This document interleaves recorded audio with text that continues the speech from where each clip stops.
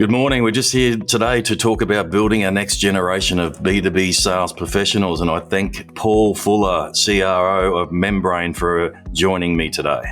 Hey, thanks so much for having me, Jason. It's great to be here, man. And you're off the back of Thanksgiving, so I do appreciate your valuable time. I'm a good 15 pounds heavier and well satisfied with some good turkey and stuffing. So everything is good. Sounds like a great time of the year, and I did see a lot of people celebrating from the US. And look, today is all about providing some value for our industry and anyone in the Australian New Zealand marketplace. Again, we just wrote a recent article about building our new generation of sales professionals. So what we're trying to do is actually provide some value and some ways that we can actually move past traditional methods of just hiring for industry experience and looking to the future as far as how we can help the new generation of salespeople obviously come into our industry, and also to learn a lot of the crafts that a lot of the people that have been there for a long time. So Paul, just hand it over to you for a little bit just to explain your current position with Membrain and obviously how you work with partners like ourselves around the world. Chief Revenue Officer Membrain, what that allows me to do is serve in a variety of ways. Number one, I get to work with our sales team. I get to work with our marketing team, our customer success team, and our partner team. So we have over 300 partners around the world, which I get to work with gentlemen like yourself and ladies all over the world. And it's fantastic because I get to talk sales day in, day out with people that really know what they're doing around sales. And it also gives me a really good perspective for understanding what is going on in the world of sales. And Jason, that's really how you and I started talking about this particular webinar, is that you have a really great perspective. You've been diving in with a lot of companies down under around what's going on in that market in terms of sales, how you're working sales. Do you mind going through really some of the key things that you're seeing in market? And then I'll talk a little bit then about how we're helping address those core things. Absolutely, Paul. Thank you. Yeah, right now, I think there's a lot of salespeople that actually haven't, that came into sales during COVID, and in our industry, the building, manufacturing, building materials, you haven't sort of seen current market conditions like this before. It's tough. A lot of building and construction pulled forward during COVID. And what we're finding now is that companies are looking at their sales teams and going, hey, sales are dropping and you've lost some key accounts. I mean, what's the next move from here? And unfortunately, a lot of salespeople have never been trained to be able to navigate through these conditions. So what we're finding now is, and also even in leadership, like a lot of salespeople, that we were good at selling, and then all of a sudden we're moved into a leadership role without any experience or training and development. So right now we're seeing a lot of challenges with businesses trying to hold market share or grow market share. And it's sort of raising a lot of concerns as far as their team's ability to be able to do that. That's some of the key areas we're finding right now. What we're noticing is that a lot of people are juggling multiple roles. So you've had situations where there was a hiring freeze. So if someone's left or been made redundant, they haven't replaced that. So a lot of people are juggling multiple roles. And as you know, when you're doing that, that really takes the ownership and the ability for someone to do their job effectively. So there's some of the key areas we're seeing right here now. But on a positive note, companies are reaching out and going, hey, we need to train our people. We need to invest in our team. We need to, hire better, even though recruitment has been quite slow because of the hiring freeze. But again, there still are a lot of companies looking for quality salespeople. What's it like around the world at the moment? What are you finding? It's really interesting you talk about it. I'm going to dive into this. I have a slide here that I think will help.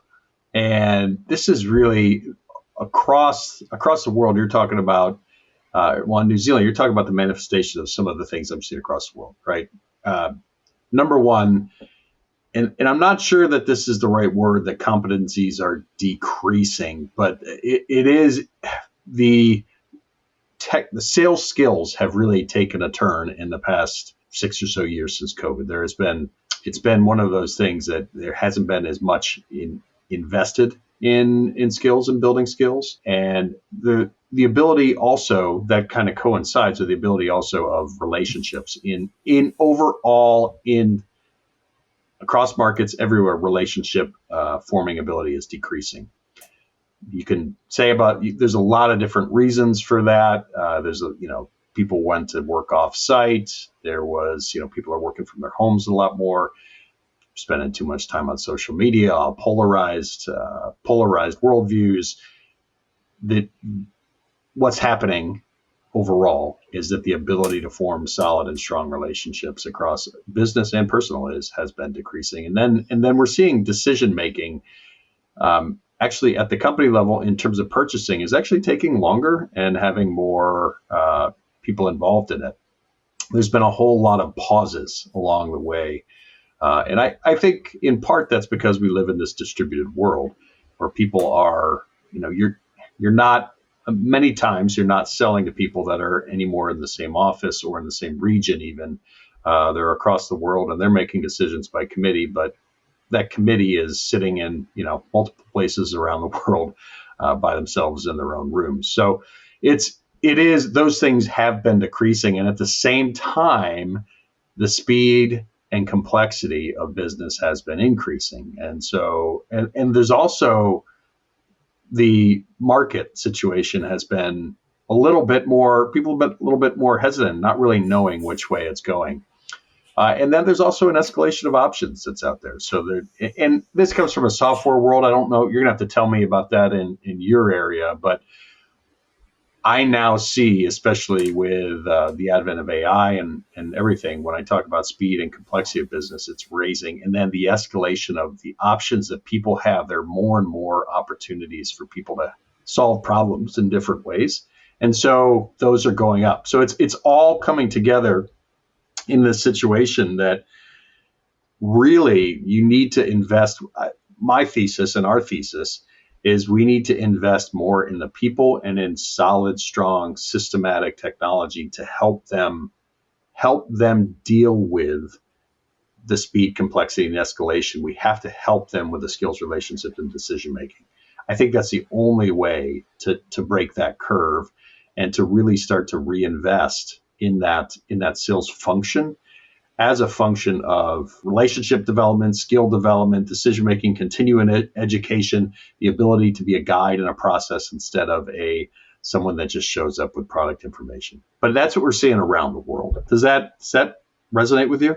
Yeah, absolutely. I think from what we see, there's, even if someone's hiring, they're expecting that it's going to be a miracle. The new person's going to come in and fix all their problems. And I think the sales people are craving for help and on how to be able to sell more effectively and how to be able to, launch new products and be able to, and that's the biggest thing we find is that I think the business owners and leadership must put forward all the best tools for the salespeople to succeed. And obviously that makes their job a lot easier as well because, we do see a lot of people that are trying to do multiple roles at the moment, and I think have changed. And I think, again, from a technology point of view, it's about trying to guide and support your people to be able to, win that new business instead of just saying, hey, go and get it. Well, I'm going to dive into that real quick because I think there's four things.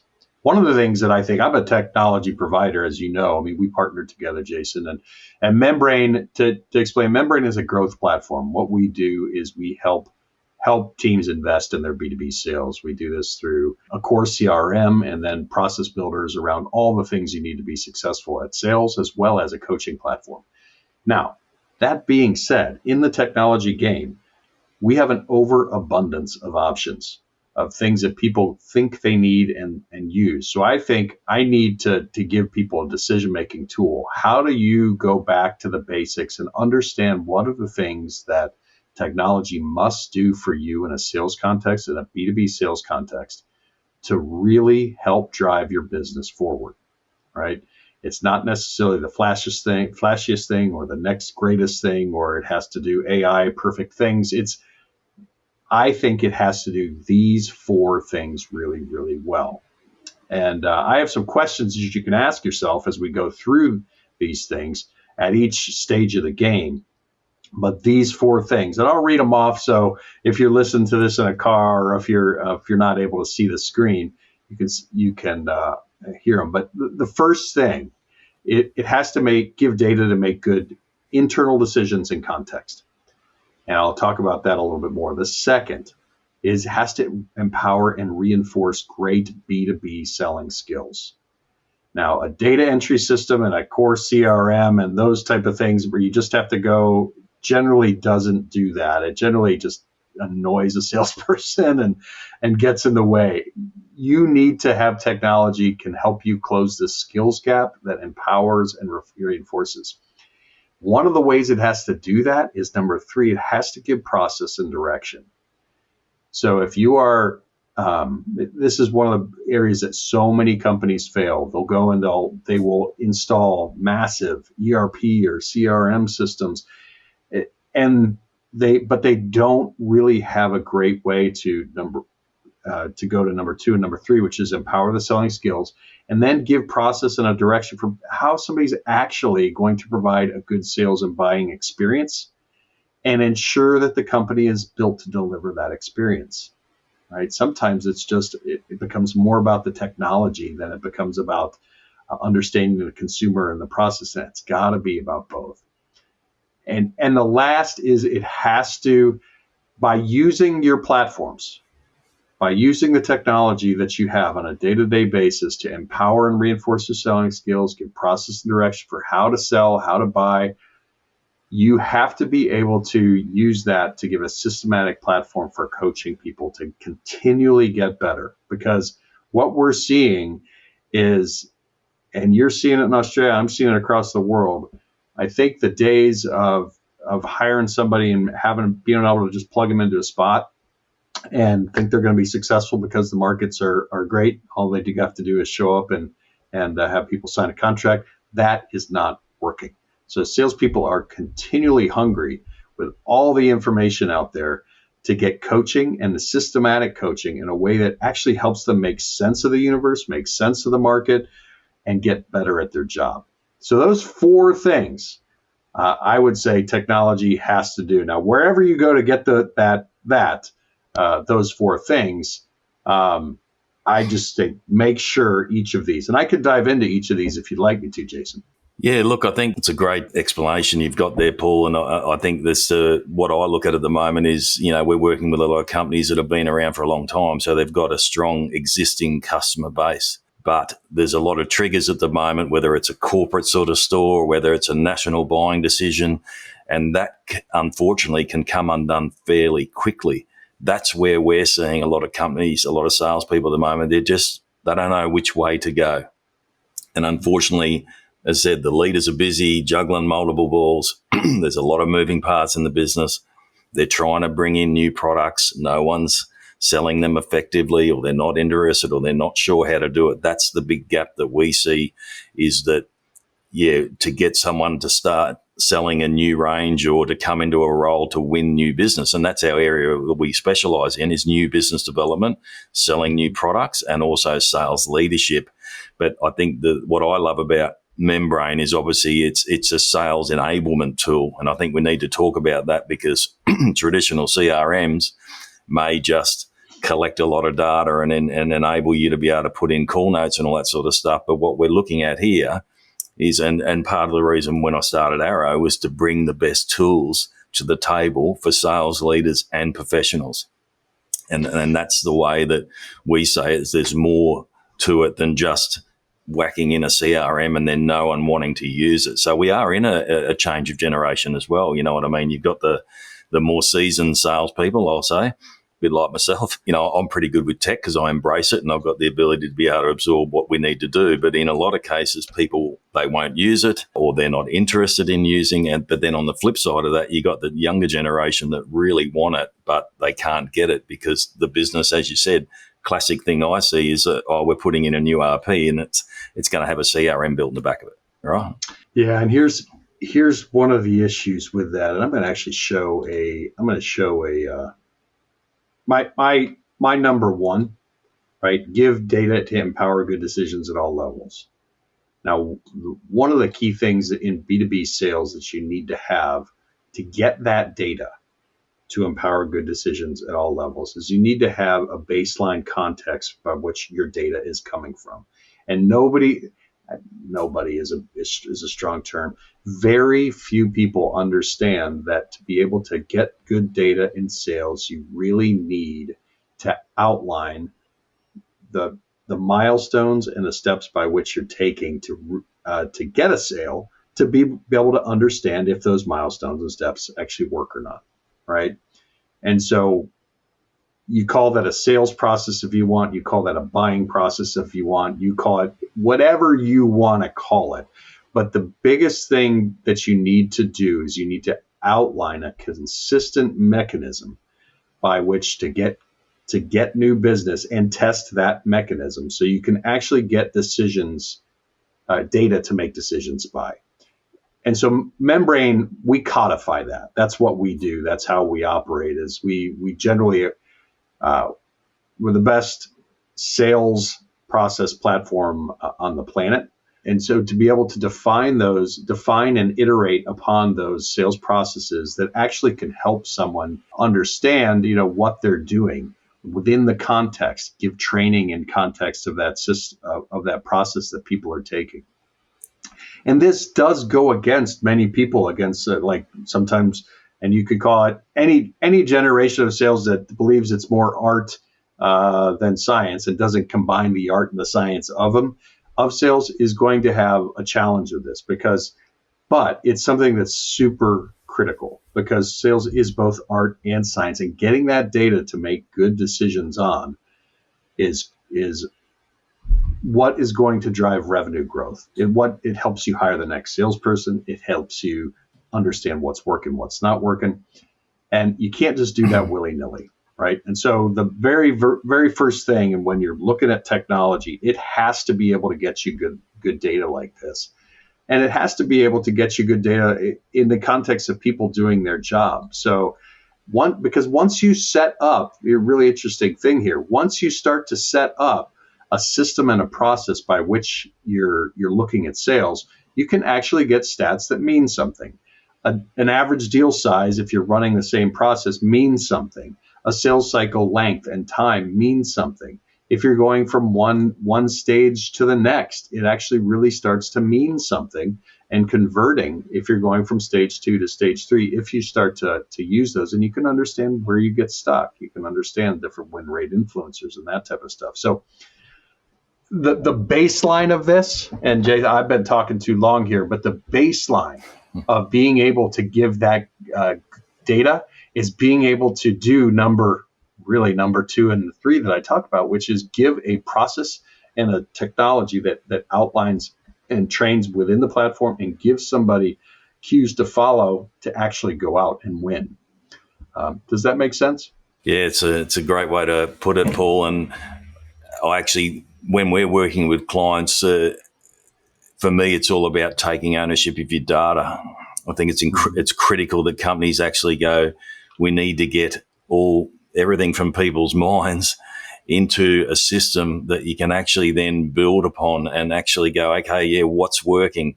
And again, if we're not careful, we're going to have all these people retiring and exiting our industry, and we're losing all that real critical information on what success looks like. So, and then we can help the younger generation by putting that into the processes and steps and milestones. And again, what I love about Membrain is that it's customizable, right? I mean, we can come in very quickly and get a sales process built that actually helps salespeople. And I've got a bit of a story, and I'll share with you.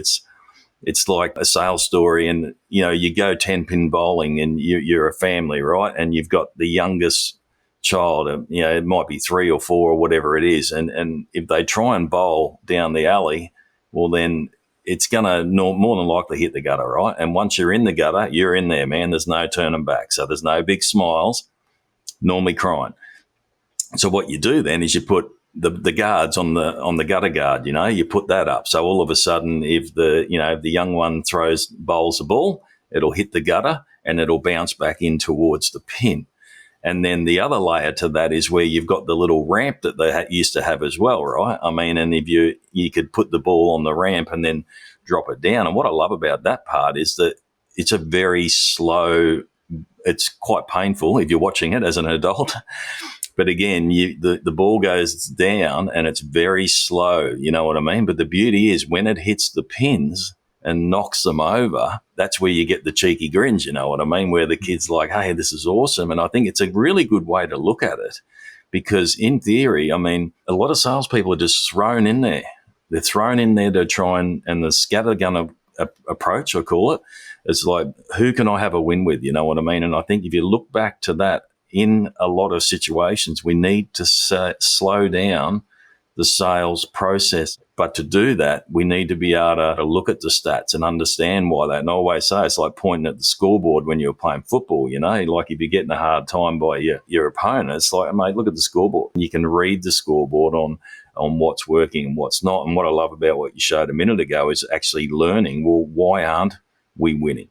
What's the reason and how can we improve to get more success? And I think in a lot of situations, you know, those analytics and performance-based data it's incredible to look at because it just provides the vision of where we're at and what needs to change.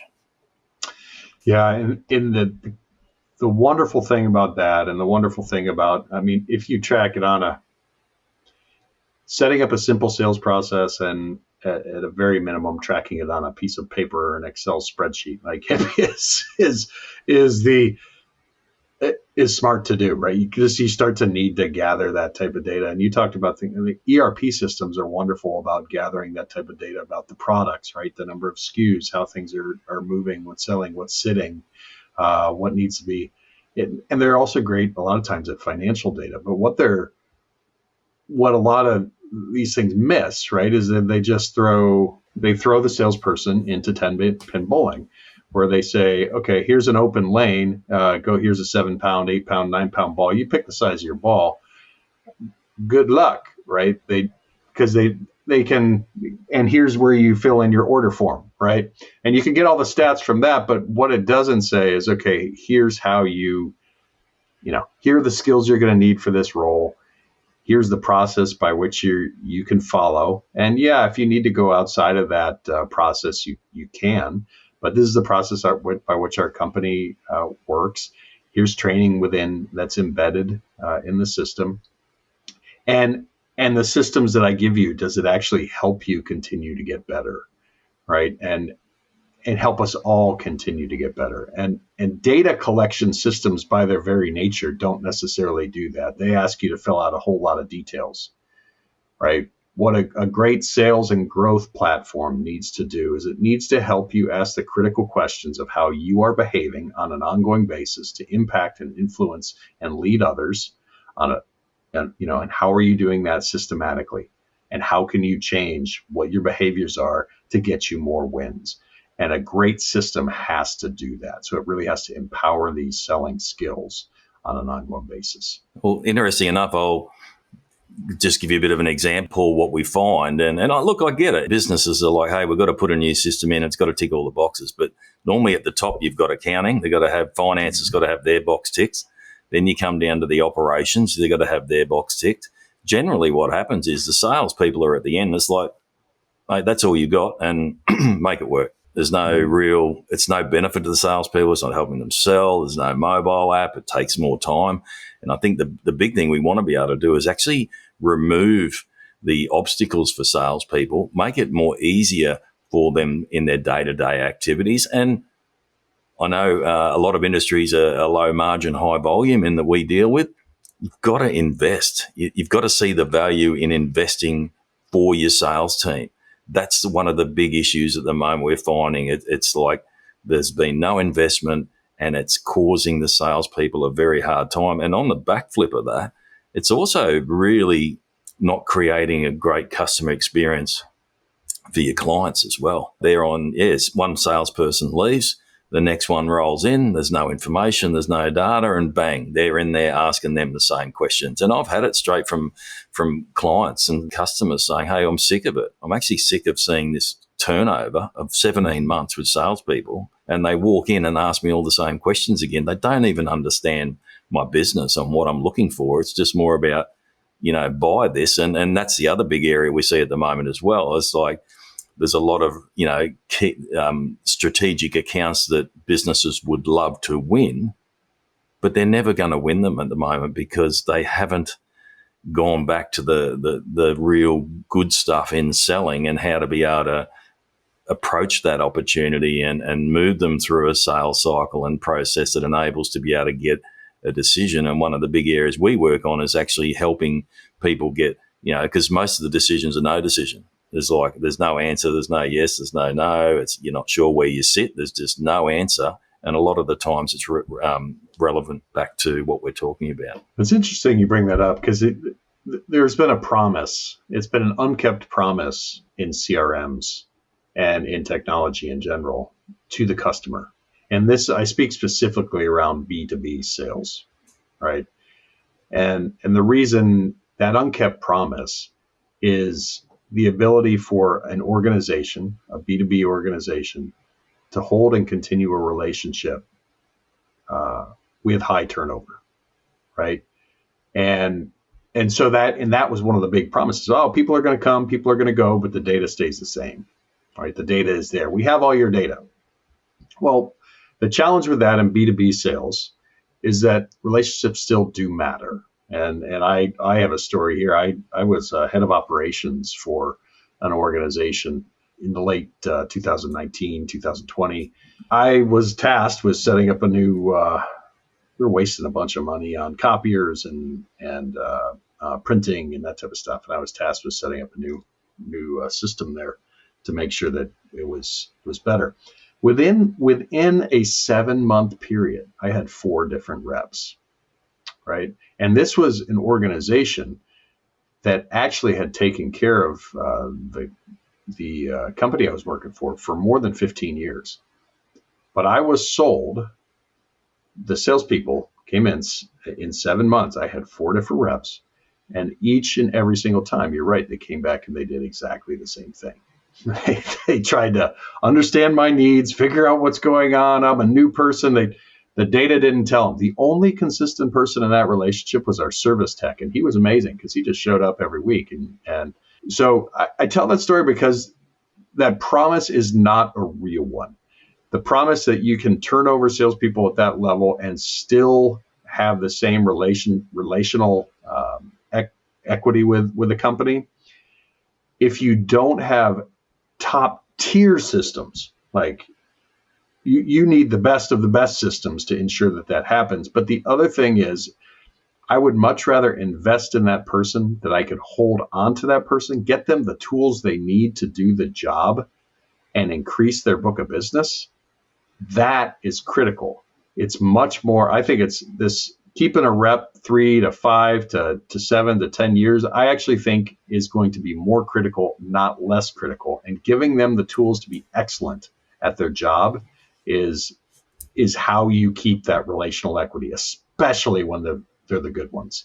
I don't know if that's what you're seeing, but that comes up with me all the time. And to do that, you need to be able to give them that tool to manage relationships, to do it effectively, to understand what's going on, to serve and lead their customers well.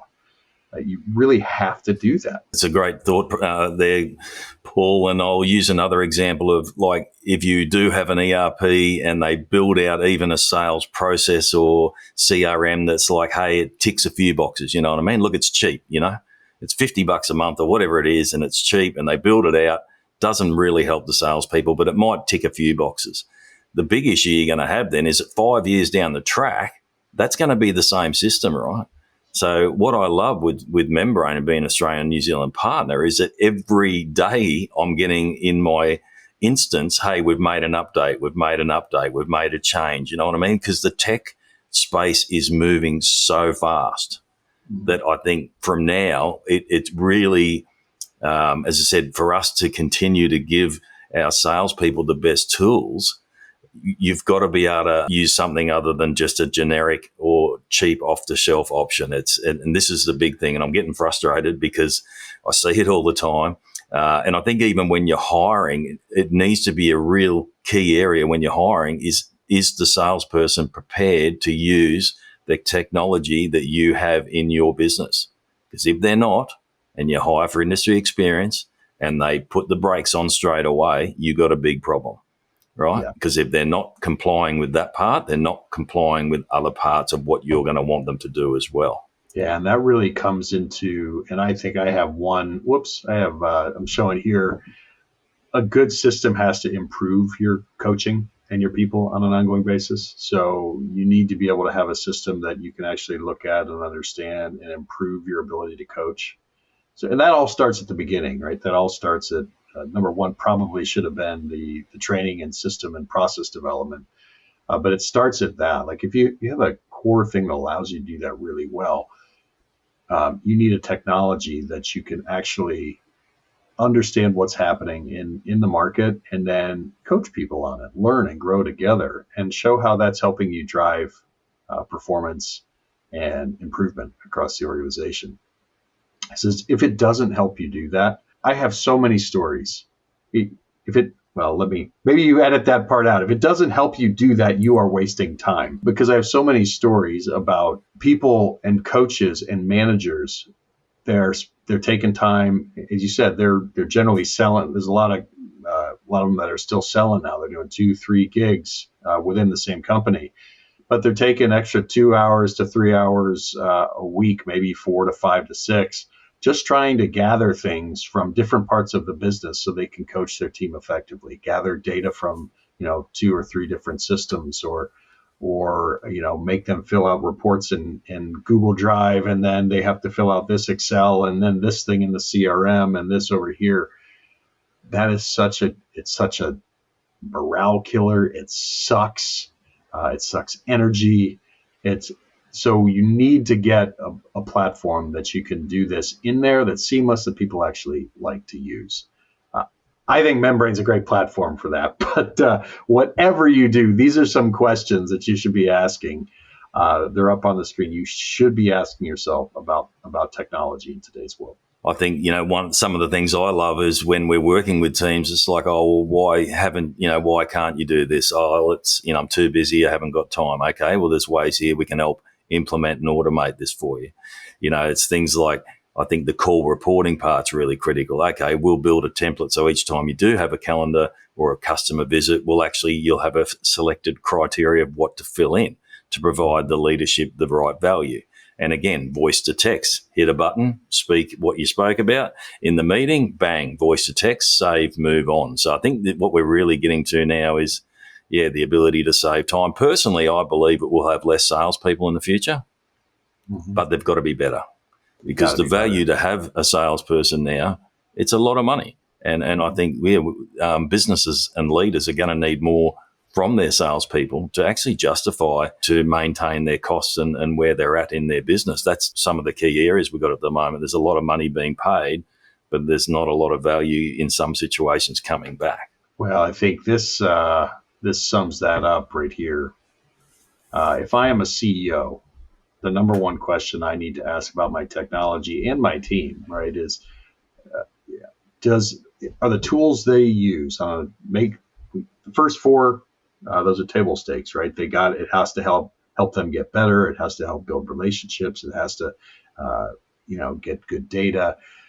But a CEO should be looking at this and saying, can somebody do their job really, really well? Am I giving them the tools to go out and do their job to the best of the ability, the best in the market? And just by doing that, does that get me the information that I need to run my business? And that's a really important thing. You can't imagine the number of hours this cuts out of a business in terms of overkill and wasted time, right? It's amazing when people get it in and get it right. It's transformative. And I know you do this work with people, Jason, so you see it all the time, where you're diving in, you're helping the sales team get what they need and the technology they need, the transformation, the training they need, the discipline they need. And you just look at this and you start to see what's happening in their systems, and you see what starts to happen at the CEO level, and it just is, and the business itself. And it feels like magic, but it's not magic. It's simple. It's built on a concept of we're going to do this really, really well again and again and again, and keep learning. And by doing that, we're going to go out and kick some butt. I preach on this stuff. I don't know if that's at all helpful for you. It's interesting because, I mean, from a CEO or a business leader, you want your sales team to sell on value. You want them to sell for a higher margin, but you need to invest yourself in the value for your team to be able to give them the tools to be able to succeed more. So there's a lot of areas that we need to get over here. And again, I think that investment in your team, I've always seen it, there's new machines, new forks, new information, new copiers, new RPs, all these operational investments and accounting investments. But hey, what about the salespeople? I'm on the salespeople team, you know what I mean? And the sales leaders. And I think that's the big part right now that's shining through is, again, I think for us to bring in the younger generation and to be able to coach and get that performance improvement, we need a platform to be able to do that. And I'm not talking about coaching once a month. I'm talking about daily coaching, but within a system that actually allows you to be able to do that through. And I think, I love the part where we've got videos embedded into the sales process. So if you've got a new salesperson onboarding and he gets to a certain stage, it's like, bang, here's a video, right? This is what we're talking about. This is the sort of client that we want to be working with. This is what really fits our ideal client profile. And I think it'll stop the scattergun approach of people just trying to throw out what do we call it? The old fisherman, drop the bait out and hope that someone's going to take it. Things have to change. We have to be getting a better return for investment on our sales people. Well, and you're doing it. You're doing some great work down there, and I'm fortunate to work with you as well as all the partners around the world that get this and understand it and really elevate the sales profession. And so thankful for you having me on today and talking this stuff through. No, thanks for joining me, Paul. It's been great. What we're doing here is obviously, we're going to catch up again and do a bit more of a drill down into, what really good coaching looks like and how Membrain and sales enablement enable sales leaders to be able to do this with more confidence and obviously to save their valuable time and grow that accountability from the salespeople. Absolutely. I'm looking forward to it. All right, Paul. Well, again, thanks for your time. Great to see you. No doubt we'll be talking soon. Thank you.